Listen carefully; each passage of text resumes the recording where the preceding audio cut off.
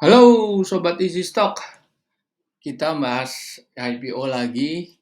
Ini perusahaan Royal Tama Mulia Kontraksindo, Kontraktorindo, RMKO kodenya. Ini bergerak di sektor energi. Mau jual IPO-nya 10 Juli sampai 13 Juli book building-nya. Harga IPO price-nya itu 350. Prospektusnya ada. Kita lihat di sini lebih detailnya.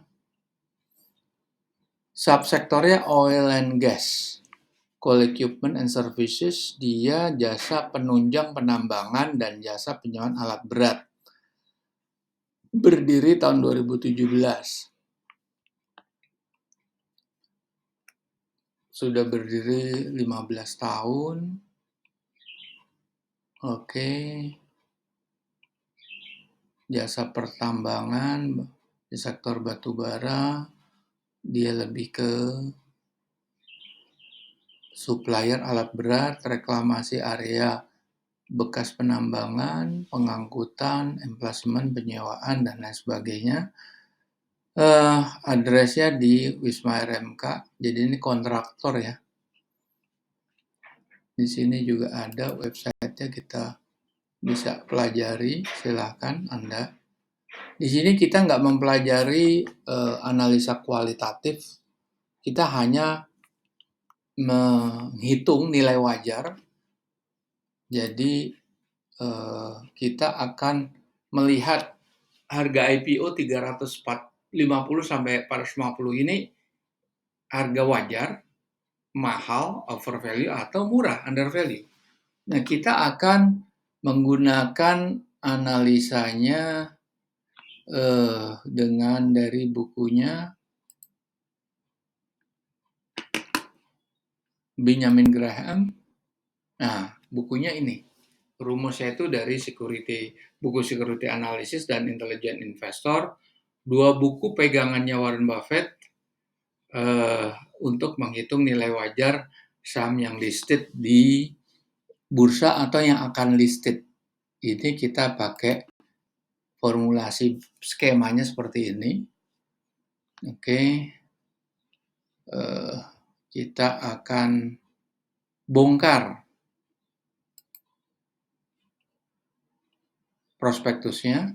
Pertama yang harus kita lihat adalah berapa jumlah saham yang dijual dan jumlah saham yang beredar. Nah, ini kelihatan bahwa sebelum saham itu jual ke publik, itu jumlah saham yang beredar adalah 1 miliar.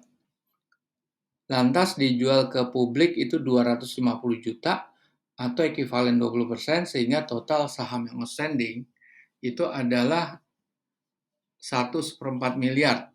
Oke. Kemudian kita akan lihat laporan keuangan auditnya. Laporan keuangan audit. Nah, ini dia. Nah, kita lihat di sini ya, fokusnya di balance sheet dulu. Balance sheet kita melihat harta yang liquid, yaitu adanya di aset lancar. Kita akan menghitung di 2 periode closing 2021 dan closing 2022, yaitu 31 Desember. Kalau kita lihat jumlah aset lancar tahun 2021 225 miliar, tahun 2022 itu 72 miliar. Kayaknya janggal ya. Janggal karena apa? Ini perusahaan rugi di 2021, rugi 259 juta, tapi dia profit di 2022 19 miliar. Jadi ini patut dicurigain. Nah, di sini kita lihat akun-akun yang harus kita perhatikan. Kalau yang harus kita keluarkan untuk mencari net aset lancar adalah biaya dibayar di muka dan uang muka, pajak dibayar di muka atau kita keluarkan, dan itu kita lihat di piutang lain-lain, itu pihak relasi. Itu meningkat luar biasa dari tahun 2020, 54 miliar menjadi 203 miliar. kemudian turun lagi 27,9 miliar. Nah, oke. Itu makanya kenapa terjadi pembengkakan. Juga di utangnya. Nah, ini sebetulnya nih kayaknya pihak relasi ini jadi perusahaan disuruh minjam ke bank atau dia mengeluarkan promissory notes atau obligasi atau apapun dan nah ini di sini kan 194 nih. Dia utang ke pihak lain terus diutangkan lagi ke pihak yang berelasi. Oke, utangnya besar kan. Oke. Ini sebetulnya manajemen tata kelolanya nggak bagus ini. Kalau Lo Keng Hong bilang uh, good corporate governance-nya nggak bagus, tata kelolanya buruk katanya. Nah, tahun 2021 itu merugi. Tahun 2022 dia untung 19 miliar. Oke, kita lihat lagi ke bawah. Nah, ini perolehan aktiva tetap. Ini capex ya. Capex-nya juga naiknya lumayan tajam, bukan lumayan tajam, hampir 10 kali lipat. Di tahun 2020 cuma 1,3 miliar, naik menjadi 16 miliar, dan naik lagi menjadi 102 miliar. Nah, tentunya ini memang korelasinya ada, dia make money ya. Tadi kan rugi dengan pengeluaran capex, mungkin dia lebih produktif, terbukti sih di sini.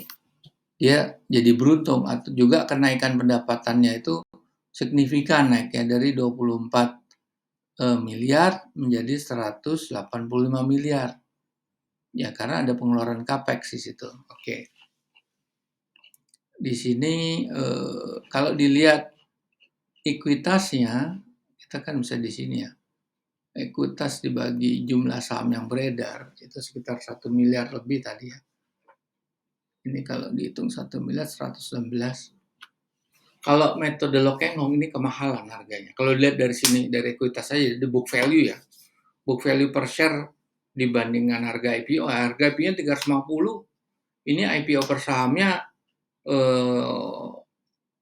antara 100 perak atau mungkin di bawah. Karena di gini, 116 miliar dibagi aja 1,4 miliar, 1,2, 50 miliar. Nggak sampai 100 perak gitu. Oke, dari situ sudah ketahuan. Belum ditambah lagi capex. Oke, kita lihat lebih jauh lagi. Nah, ini juga ada sama, tapi ini untuk ketemu ininya nih, akumulasi penyusutan. Oke, di sini juga ada lagi. Ini utang usaha. Ini kayak tadi nih, kita lihat di sini ya. Tony Saputra 154. Siapa Tony Saputra? Tony Saputra tuh saudaranya Vincent Saputra. Oke, pemilik ya. Nah, ini pasti pemiliknya, ini kan perusahaannya sebagai pemilik utamanya, mayoritasnya.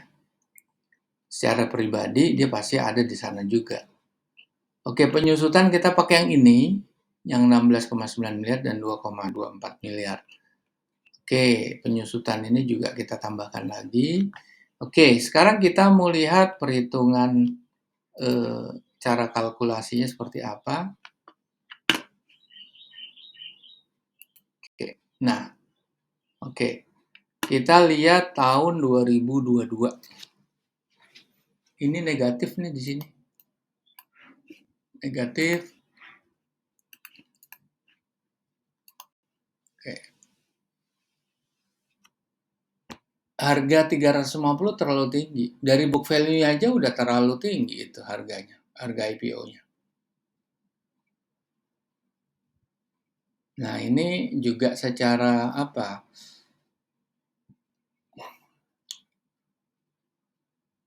Itu net current asset, adjusted current asset itu net current asset 62 miliar. Itu suruh nutup utang jangka pendeknya aja sudah defisit modal kerja. Belum beban utang jangka panjang. Nah, ini juga secara free cash flow, ini negatif nih 65. Nah, karena beban capex. Sedangkan depresiasinya jauh lebih kecil, pendapatan lain-lainnya juga kecil, net income-nya cuma 19. Suruh nutup capex yang 100 miliar, makanya dia negatif. Kita lihat tahun sebelumnya, sama, negatif juga. Free cash flow-nya juga negatif juga, gitu. Oke, jadi para pemirsa, ini jelas perusahaan ini dijual sangat mahal karena tadi juga tata kelolanya juga nggak terlalu bagus, sangat mahal dia di sini, jadi harga 350 itu terlalu mahal. Tetapi belum tentu nanti waktu dia di hari hanya waktu listing, tergantung. Ini kan saham yang beredar nggak banyak ya. Kalau owner itu bermain, entah dengan pakai tangan siapa, kan bisa-bisa aja. Itu belum tentu saham 350 langsung anjlok. Bisa juga naik, kita nggak pernah tahu. Cuma watch out, saham-saham seperti ini, kalau kita lihat tadi kapitalisasinya itu kecil sebetulnya. Kapitalisasinya kecil, ini bukan perusahaan besar nih. Cuma 200 miliaran, nggak sampai triliun. Oke. Baik, para pemirsa, kita jumpa lagi di lain kesempatan.